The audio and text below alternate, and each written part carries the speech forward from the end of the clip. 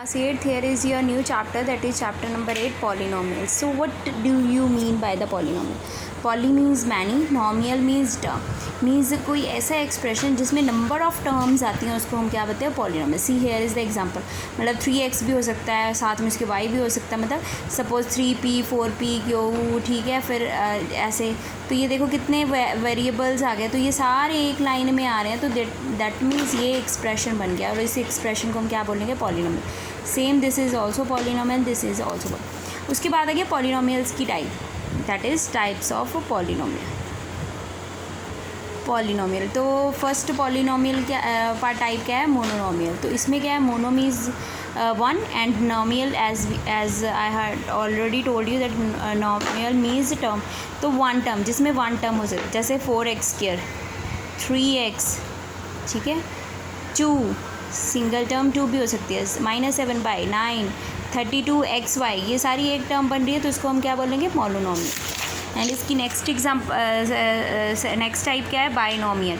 Binomial क्या है, bi means two, nomial means term. इसमें दो टर्म्स होंगी, कोई भी दो टर्म हो सकती है, a+b, x+y, 5, मतलब एक कांस्टेंट भी हो सकता है, और इसमें 2x माइनस 2xy भी हो सकता है, a+4 भी हो सकता है, ठीक है. तो इसको क्या बोलते हैं, जिसमें दो टर्म्स इंक्लूड होती हैं उसको हम बोलते हैं बाइनोमियल, जिसमें वन टर्म इंक्लूड करती है उसको बोलते हैं हम मोनोनोमियल. एंड उसके बाद आ गया trinomial. Tri means 3, nomial means term, मतलब 3 टर्म्स इसमें कंटेन होंगी. आई हैड रिटन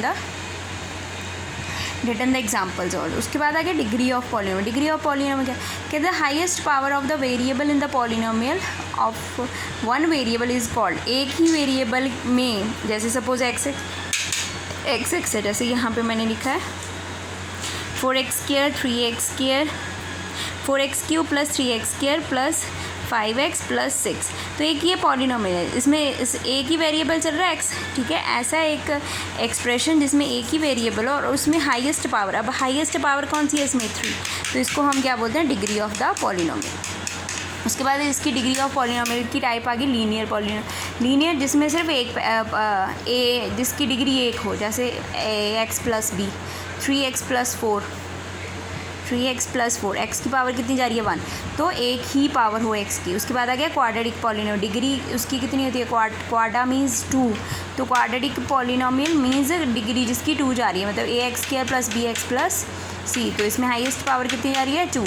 उसके बाद क्यूबिक, मतलब डिग्री 3 जाएगी, see I had written this one. उसके बाद आ गया बाय क्वाड्रेटिक पॉलीनोमियल, जिसमें डिग्री हाईएस्ट कितनी जावे, 4, ठीक है. उसको हम क्या बोलते हैं, by quadratic. So let's start with the new worksheet.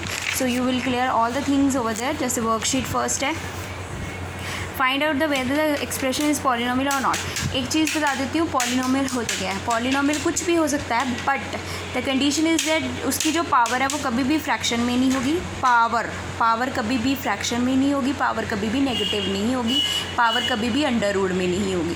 तो ये होते, उसके अलावा बाकी सारा कुछ पॉलीनोमियल है. जैसे ये है, इस पर देखो पावर क्या है, 3x³ x³ हो गया, ये 5x³ - 4x² + 1/2. तो अब इसमें क्या है, x की पावर 3 है, 2 है, एंड दैट्स फाइन. ये थे कि ऐसे पॉलीनोमियल है, इसकी पावर फाइन है और डिग्री हमें पता लग गया, हाईएस्ट डिग्री कितनी जा रही है, 3 जा रही है. अब ये हो गया √3z² - 5z अंडर रूट में. अब z यहाँ पे अंडर रूट में आ गया. अगर अकेला z होता तो ये फिर भी पॉलीनोमियल हो जाता, क्योंकि कांस्टेंट टर्म आपकी बेटा अंडर रूट में आ सकती है. बट मैंने बोला है वेरिएबल कभी भी अंडर रूट में नहीं होगी, मतलब पावर कभी भी अंडर रूट में नहीं होगी. अब अगर इसकी पावर मैं लिखूँ तो ये कितनी बन जाएगी, 1/2, क्योंकि अंडर रूट हमें पता है 1/2 होता है, तो वो कभी भी अंडर 1 फ्रैक्शन में नहीं होगा. तो ये क्या होगा, नो, ये पॉलीनोमियल नहीं है. ये भी पॉलीनोमियल है, यस, बट ये भी नहीं है, क्योंकि ये भी क्या आ गई, फ्रैक्शन में आ गई. फ्रैक्शन में पावर नो पॉसिबल है. एक भी नंबर में अगर वेरिएबल में फ्रैक्शन में आ गई टर्म, तो वो नो हो जाएगा कि वो पॉलीनोमियल नहीं है. इसमें क्या है, इसमें अगर मैं इसको सेटिस्फाइड करके लिखूँ, ये हो गया 5x, इसको मैं ऊपर ले जाऊँ, x की पावर -1 + x की पावर -2, तो पावर क्या आ गई माइनस में, तो इसलिए ये क्या है, पॉलीनोमियल नहीं है, ठीक है. और ये पॉलीनोमियल है. उसके बाद आ गया next question, right the following polynomial in the standard form and also write the day. Standard form क्या होती है बेटा, जैसे हम काउंटिंग लिखते हैं, सबसे बड़ी टर्म फिर छोटी, फिर उससे छोटी, फिर पावर की सेटिंग ऐसी होनी चाहिए, उसको हम क्या बोलते हैं, स्टैंडर्ड फॉर्म, ठीक है. तो जैसे फर्स्ट एग्जाम्पल आपको दी हुई है, px² माइनस 8p9 + 7। अब इसमें सबसे बड़ी टर्म क्या है जिसकी पावर हाईएस्ट होगी, तो बड़ी टर्म मेरी पूरी ये है, तो मैं इसको आगे लिखूँगी, स्टैंडर्ड फॉर्म लिखूँगी। सबसे पहले 9 आएगा, फिर 7, फिर 6, देन कॉन्स्टेंट टर्म। ठीक है, तो जो भी सिंपल है उसको एज इट इज़ ही उठाना है। जैसे ये पूरा नेगेटिव का था, मैं पूरा का पूरा आगे ले, ये सारे पॉजिटिव है तो ऐसे ऐसे ही रख। तो अब हमने डिग्री लिखनी है, तो डिग्री क्या है, हाईएस्ट डिग्री देखनी है, सिर्फ डिग्री देखनी है अपनी, पावर कितनी है हाईएस्ट वो लिख देनी है। यहाँ पे आ गया 9। उसके बाद आ गया 4z³ minus 3z 5 + 2z 4 + z + 1। तो स्टैंडर्ड फॉर्म क्या है इसका, पहले 5 आएगा सबसे बड़ा, मैंने 3 - 3 z⁵ लिख दिया, फिर उसका 4 आएगा + 2z। मतलब यहाँ पे सारी टर्म्स एज इट इज़ लिखनी है, यहाँ पे सिर्फ हमने हाईएस्ट पावर मेंशन है। तो हाईएस्ट पावर कितनी जा रही है आपकी 5, तो मैंने 5। अब उसके बाद ये आ गया, बेटा इसके पहले फैक्टर्स बनाओ, इसको सॉल्व करो, एक इक्वेशन बनाओ इसकी।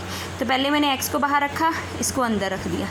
ठीक है, फिर इस टर्म को मैंने बाहर रखा, फिर इसको अंदर रख दिया, मल्टीप्लाई कर दिया, x² बन गया, फिर ये आ गया, फिर ये आ गया, एंड देन ये आ गया। ठीक है, अब इसका एलसीएम लेके सॉल्व कर लो। इसको इससे मल्टीप्लाई कर दिया, इसको इससे मल्टीप्लाई कर दिया, एलसीएम लेके आपका क्या आंसर बन गया ये। तो स्टैंडर्ड फॉर्म क्या बन गया आपकी ये। ठीक है, क्योंकि बिल्कुल सही आंसर आया। तो डिग्री कितनी आ गई 2। सेम लाइक दैट ये वैसे ही है, x² पहले बाहर रख लो, फिर इसको अंदर, फिर -2/3 को बाहर रख लो, फिर इसको अंदर, इसको सॉल्व करो, इसकी स्टैंडर्ड फॉर्म ये बन गई। ठीक है, और डिग्री कितनी आ गई 4, तो हाईएस्ट डिग्री कितनी आ गई 4। ठीक है, तो ये थी आपकी वर्कशीट 1। बाकी all the question are similar, अगर कोई भी प्रॉब्लम आती है तो आप पूछ लो। Now let's start with the worksheet 2। It's too easy, see here what they have to write, divide करना है। तो यहाँ पे आ गया 6x³ / 3x²। ठीक है, इसकी डिवीजन कर दो। ठीक है, 3 ने 6 को कट कर दिया 2 पे, यहाँ पे x की पावर कितनी है 2, यहाँ पे कितनी है 3, तो 3 में से 2 गया तो कितना बच गया 1, x की पावर कितनी बच गई 1। तो आंसर कितना आ गया 2, और ऊपर एक x बच गया था 2x। चाहे ऐसे कर लो चाहे ऐसे कर लो।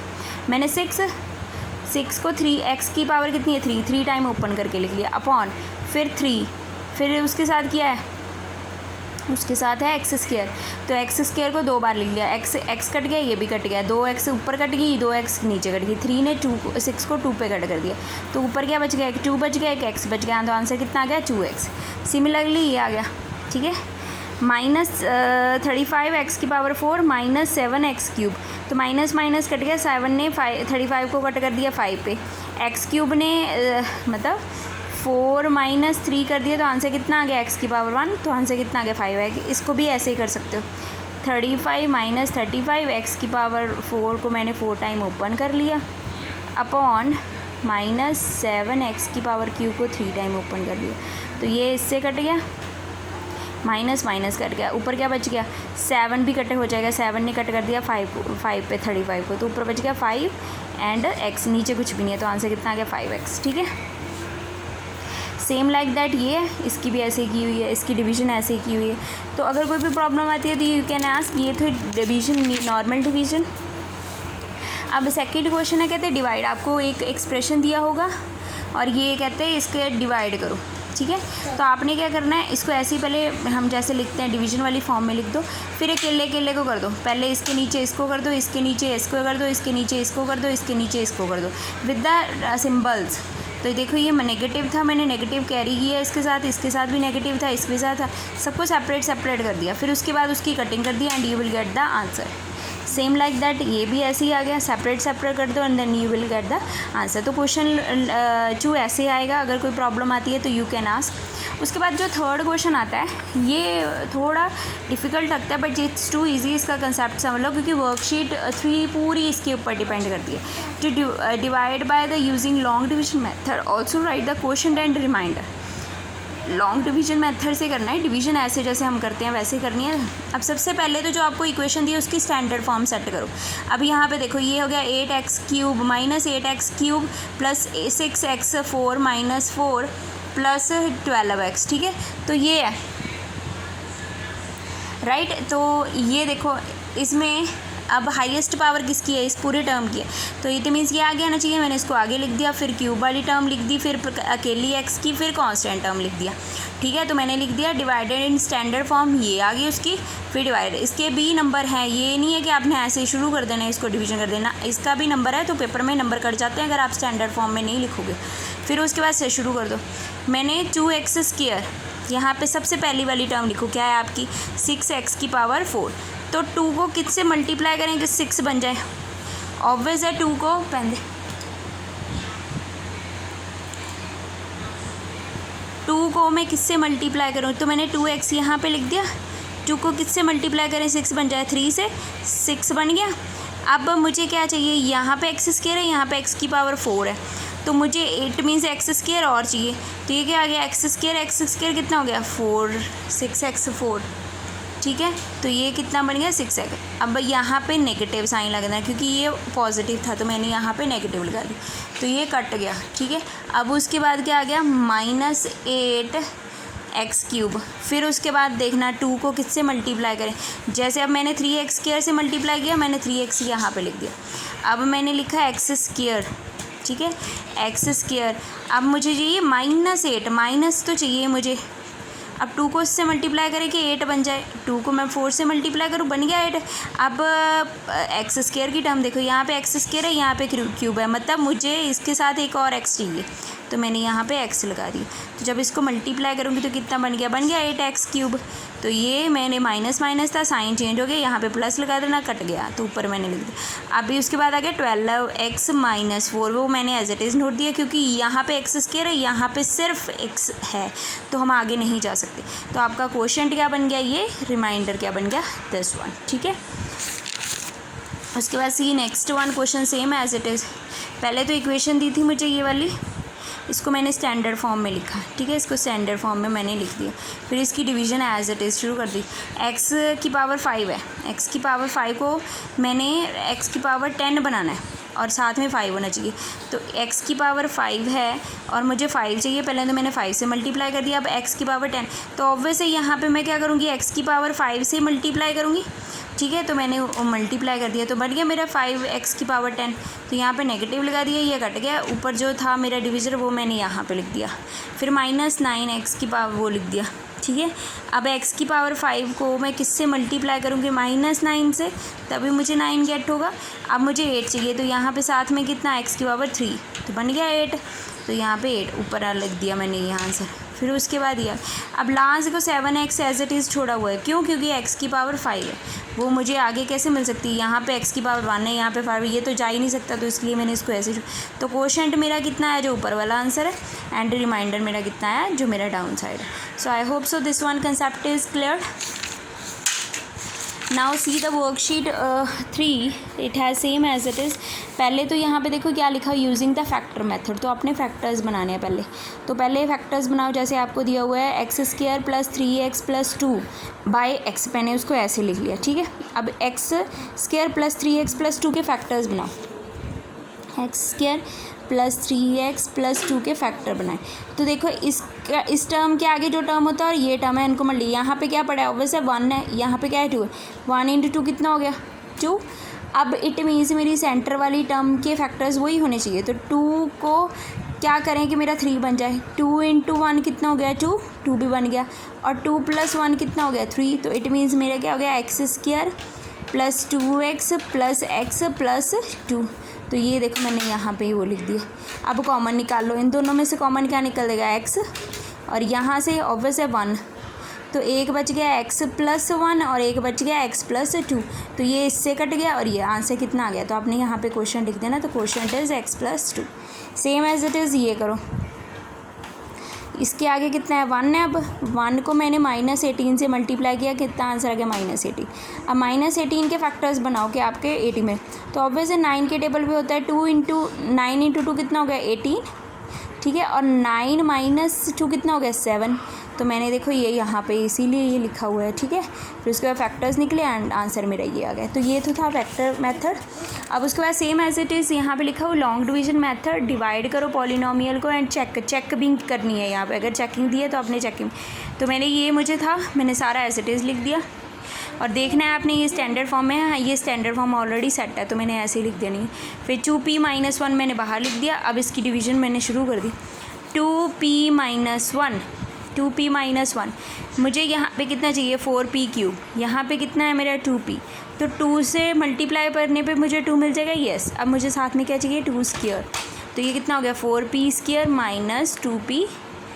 तो मैंने ये वो यहाँ साइन चेंज कर दो, यहाँ पे माइनस आ गया, यहाँ पे माइनस माइनस था, यहाँ पे माइनस है तो इट मीन्स ये क्या हो गया प्लस, तो ये कट गया, 4 में से 2 गया माइनस 2p आ गया। ठीक है, फिर उसके साथ ये मैंने कैरी ऑन कर लिए, फिर उसको देख लेना मल्टीप्लाई करके, तो ये आंसर ऊपर बच जाएगा आपका, एंड पे 0 आ गया। ठीक है, तो अब इसकी चेकिंग कैसे होगी, हमें पता है dividend equal divisor into quotient plus remainder. Dividend क्या है आपका, वो सारा ऐसे ही लिख दो। फिर डिवाइज़र क्या है ये, क्वोशंट क्या है ये, रिमाइंडर कितना हो गया 0। अब क्वोशंट एंड डिवाइज़र को आपस में मल्टीप्लाई करो। मल्टीप्लाई किया तो आपका अगर आंसर यही आ गया, left hand side right hand side के इक्वल होगी, तो इट मीन्स वो वेरीफाई है। अगर गलत हुआ तो इट मीन्स कहीं ना कहीं आपकी मिस्टेक है। तो these are the chapter number 8 अपना कंप्लीट करो। अगर कोई भी प्रॉब्लम आती है तो यू कैन आस्क मी। तो नेक्स्ट वन क्वेश्चन यही है, देखो यहाँ पे स्टैंडर्ड फॉर्म नहीं थी, मैंने स्टैंडर्ड फॉर्म बनाई है। डिवाइज़र की भी फॉर्म सही नहीं थी, मैंने सही करके लिख दिया, फिर डिवीज़र किया। ठीक है, डिवाइड करके ये मेरा क्वेश्चन आ गया, फिर मैंने उसका डिवाइडेंट वाला फार्मूला लगा के चेकिंग निकाल लिए, आंसर मेरा फिर से इक्वल हो गया, तो इट मीन्स ये मेरा वेरीफाई हो गया। तो I hope so all the things are clear, completed. If you have any kind of problem then you can ask. Thank you, have a nice day.